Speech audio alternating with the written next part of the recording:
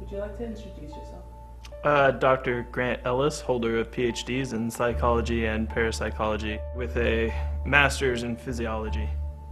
My name is Dr. David Archer. I have a degree in biology with emphasis on neurology.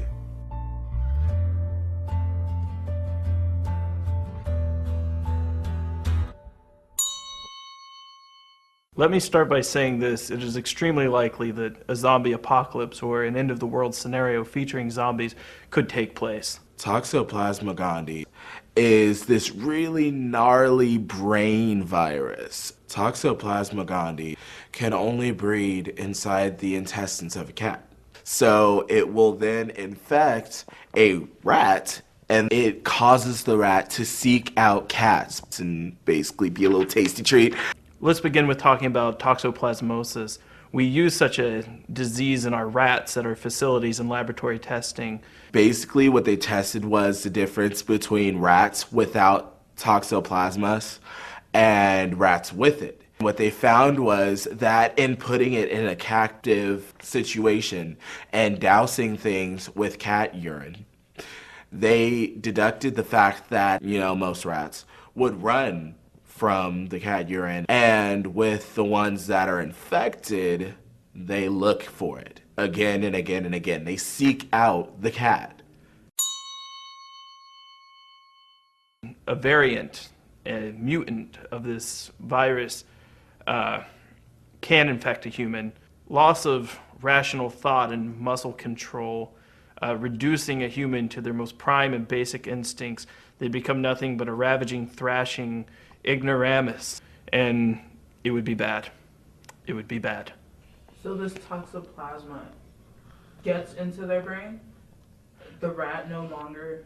The rat is no more. Once the toxoplasmus infects a host, it's lights out.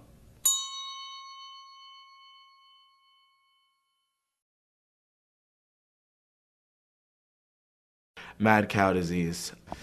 It's not very pretty. Okay, for instance, this totally and completely gentle creature suddenly becomes infected with mad cow disease. What it does is it infects its cerebral cortex and it goes buck wild. Its aggression skyrockets.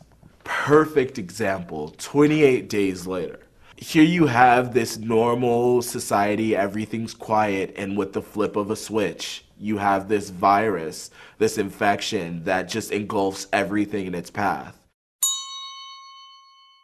Well, it doesn't sound that bad to me either. It didn't sound that bad to me until I heard of Creutzfeldt-Jakob disease.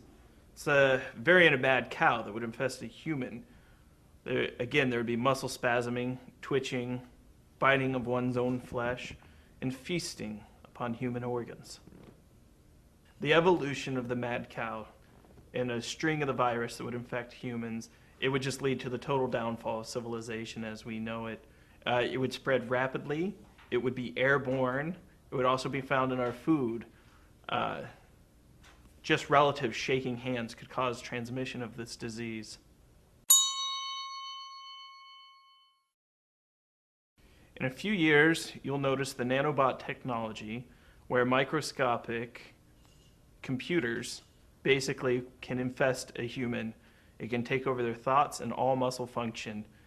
Basically, you would be able to be controlled by these parasitic devices. The technology has already been developed. It's already been tested. I personally was involved in several experiments through the use of nanotechnology, and the results were terrifying.